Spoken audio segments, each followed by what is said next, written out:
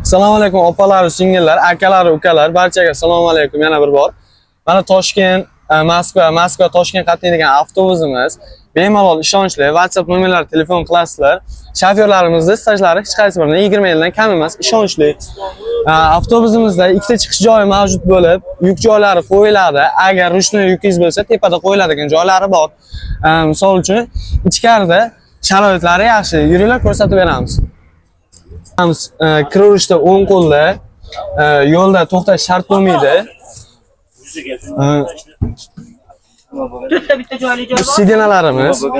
Sidenalarimizda bemalol bu yoqqa ikki tiqib qolmaydi.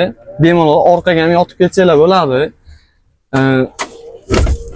Talonimiz shu ko'rsatganimizda yo'lovchilarimiz. Assalomu alaykum aka, yaxshimisiz? Va alaykum assalom. Sizlarsiz, sog'laringiz yaxshimi? Men yaxshiman. Yaxshi yetib keldingizmi? Yetib keldim. Avtobusimiz ketyapman endi mana. Ketyapmiz. Avtobusimiz sharoiti qanday ekan? Sharoiti hozircha yaxshi edi, yurgandan keyin ko'ramiz yana. Avtobusda kamchilik yo'q hozircha. Kamchilik yo'q hozircha. Yaxshi. Yangi avtobus ekan mana sidenalar. Yo'lkiralar siz xohlagan darajada. Yo'lkiralar yaxshi.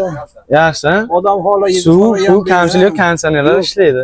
Konditsionerlar ishlasa mana telefonlarni nimasi ishlar ekan, Xudoga shukr.